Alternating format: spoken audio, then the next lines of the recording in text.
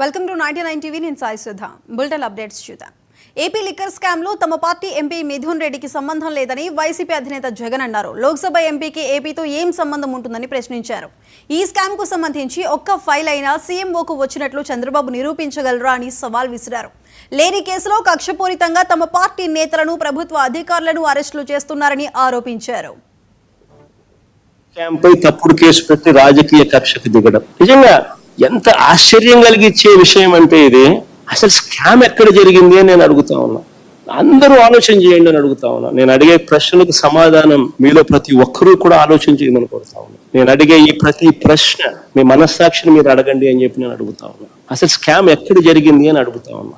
లంచాలు ఎవరైనా ఎందుకు ఇస్తారు? మళ్ళీ అడుగుతా ఉన్నా. లంచాలు ఎవరైనా ఎందుకు ఇస్తారు? ఎవరైనా మద్యాన్ని ఎక్కువగా అమ్మి, లంచం ఎవరైనా ఎందుకు ఇస్తారు? మద్యాన్ని ఎవరైనా ఎక్కువగా అమ్మి సేల్స్ పెంచి ఆ పెంచిన దాని వల్ల డిస్టిలరీలకు లాభాలు పెరిగితే లంచాలు ఇస్తారా?